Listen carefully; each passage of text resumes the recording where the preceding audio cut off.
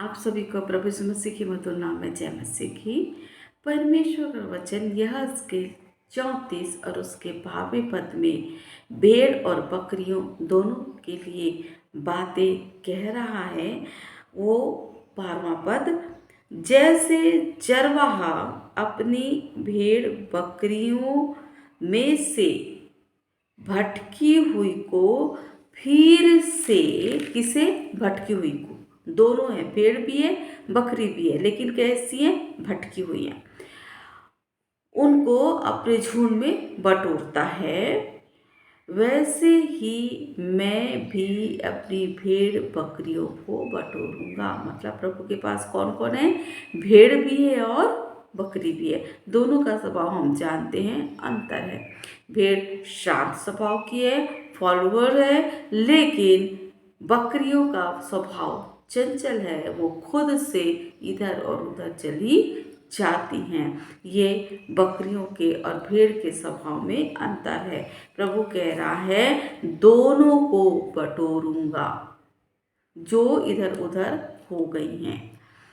आगे कहता है मैं उन्हें उन सब स्थानों से निकाल ले आऊंगा जहां जहां वे बादल और घोर अंधकार के दिन तितर बितर हो गई हों।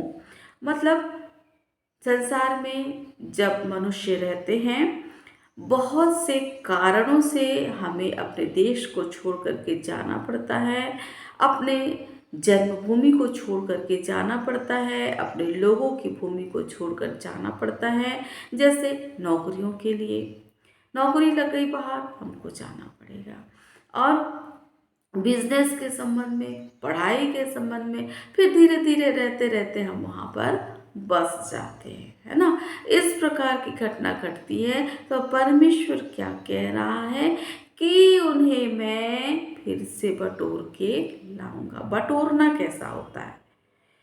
अब बिनना क्या होता है? बटोरने और बिनने में अंतर होता है। यहाँ वचन क्या है? मैं बटोरूंगा, मतलब ऐसे करके ले आऊंगा, ऐसे ऐसे पूरा ऐसे करके ऐसे बटोर लूंगा, सबको ले आऊंगा, ऐसे अपने समीप में ले आऊंगा, है ना। इस प्रकार का कह रहा है।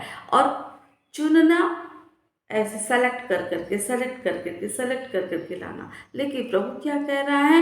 मैं सबको बटोर कर ले आऊंगा। मतलब जो परमेश्वर के लोग हैं उनमें से मैं सेलेक्ट नहीं करूंगा कि इसको और इसको और इसको मैं लेके जाऊंगा, नहीं, मैं सबको लेके जाऊंगा। जो मेरा है उसमें से कुछ नहीं छोड़ूंगा, सबको मैं बटोर कर ले आऊंगा, चाहे वो भेड़ हो चाहे वो बकरी हो, हर एक को मैं ले आऊंगा। और जो किसी भी परिस्थिति में यहाँ से दूर चली गई हैं, उन्हें मैं बटोर कर ले आऊंगा। 13वां पद क्या कहता है? मैं उन्हें देश देश के लोगों में से निकालूंगा और देश देश से इकट्ठा करूंगा और उन्हीं की नीच भूमि में ले आऊंगा और इस्राएल के पहाड़ों पर और नालों में और उस देश के सब बसे हुए स्थानों में चलाऊंगा। हालेलुया। परमेश्वर ये कह रहा है उन्हें मैं लाऊंगा और ऐसे ही नहीं छोड़ूंगा, उन्हें आशीषित करूंगा, उन्हें खाने की उत्तम से उत्तम वस्तुएं दूंगा और मैं उन्हें अच्छी चराई में चराऊंगा और इस्राएल के ऊंचे ऊंचे पहाड़ों पर उनको चराई मिलेगी, वहाँ वे अच्छी हरियाली में बैठा करेंगी और इस्राएल के पहाड़ों पर उत्तम से उत्तम चराई चरेंगी। हालेलुया। मतलब परमेश्वर देगा उन्हें, और ऐसे मामूली चीज नहीं देगा, उत्तम से उत्तम चीज देगा। मेरे प्रियो, यहाँ पर मैं अपनी गवाही रखना चाहूँगी।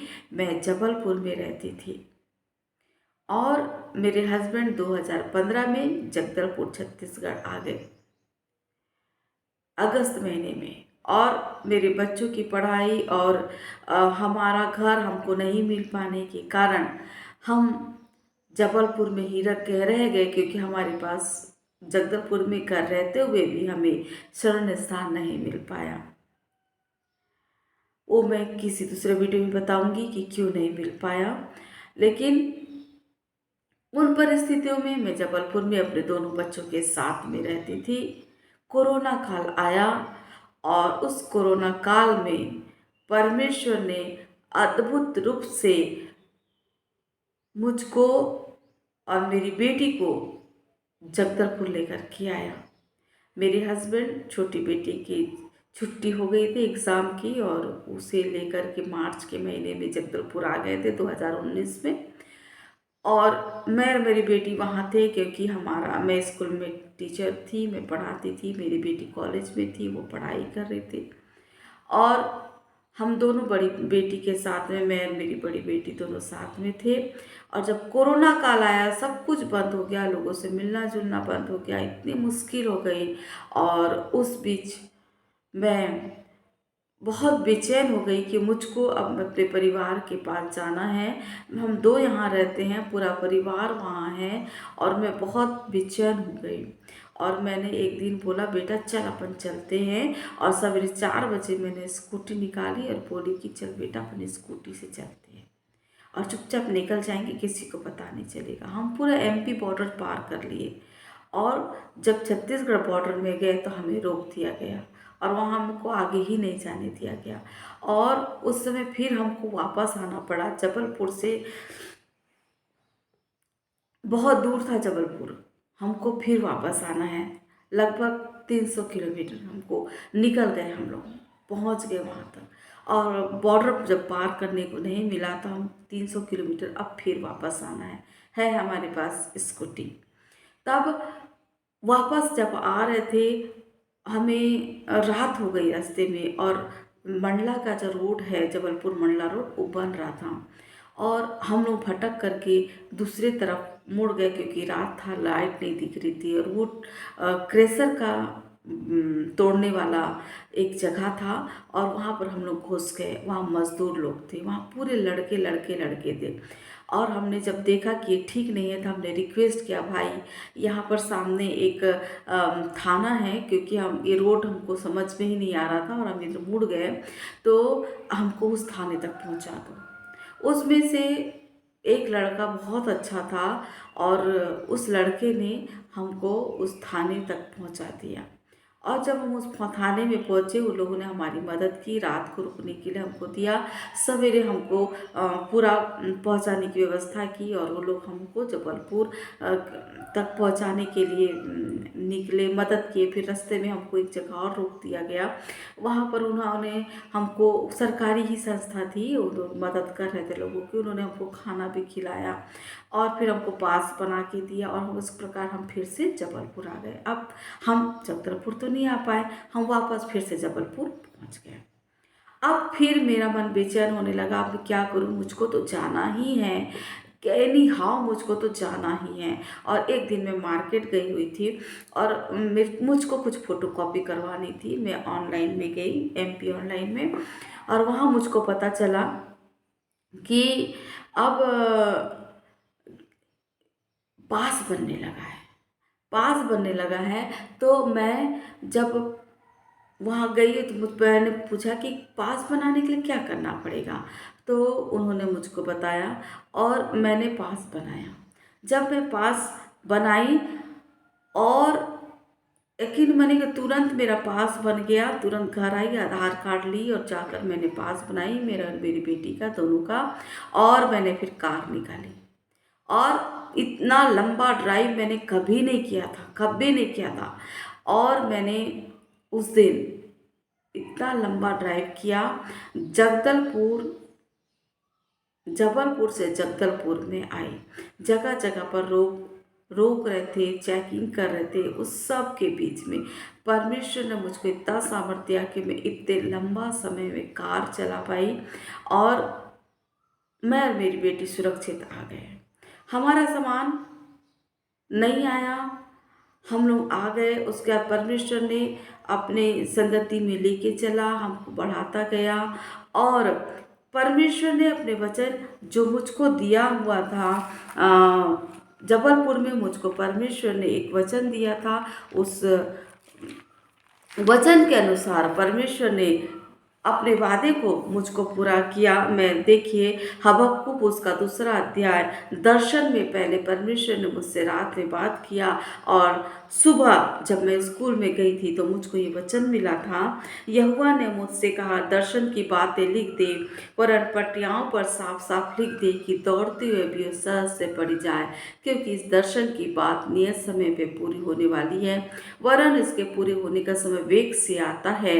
इसमें धोखा ना होगा, चाहे इसमें विलम्ब भी हो तो भी इसकी बाट जोते रहना, क्योंकि वह निश्चय पूरी होगी और उसमें देर ना होगी। मेरे प्रियो, ये वचन परमेश्वर ने मुझको दिया, रात में दर्शन और सुबह ये वचन दिया। और परमेश्वर ने जब मुझको जबलपुर से जगदलपुर लाया, उसके बाद दिसंबर महीने में परमेश्वर ने अद्भुत रूप से मुझको पीएचई में जल जीवन मिशन के तहत कोऑर्डिनेटर की नौकरी दी। ये कोऑर्डिनेटर की नौकरी जो है वो ऐसी वैसी नौकरी नहीं, लेकिन जिला बस्तर कोऑर्डिनेटर के रूप में आज मैं यहाँ पर काम करती हूँ। ये परमेश्वर ने मुझको आशीष दिया। मैं परमेश्वर को कोटि कोटि धन्यवाद देती हूँ कि उसने मुझको वहाँ से निकाल के लाया। उस समय मैं नौकरी नहीं छोड़ी थी। यहाँ पर आने के बाद मैंने नौकरी को छोड़ा।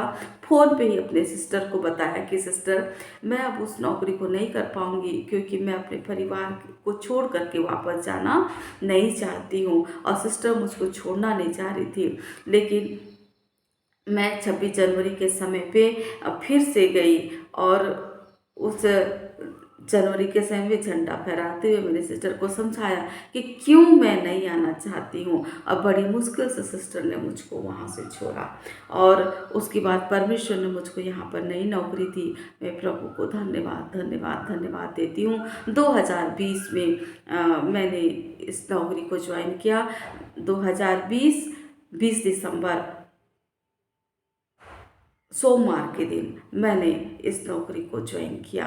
परमेश्वर ऐसे अद्भुत रूप से मुझको नौकरी दिया। तो यही यहाँ पर यह हजकेल 34 और उसके 12वें अध्याय में कह रहा है कि मैं तितर बितर लोगों को बटोरूंगा, उठाऊंगा नहीं, सेलेक्ट नहीं करूंगा, लेकिन मैं उन्हें बटोर करके लाऊंगा और उन्हें ऐसी वैसी जगह पे नहीं रखूंगा, उत्तम से उत्तम स्थानों में रखूंगा, अच्छी सी अच्छी चराई दूंगा और उन्हें चराऊंगा और उसकी देख रेख करूँगा, क्योंकि वो अच्छा चरवाहा है, इसलिए वो इस प्रकार की बातों का हमारे लिए रखा है।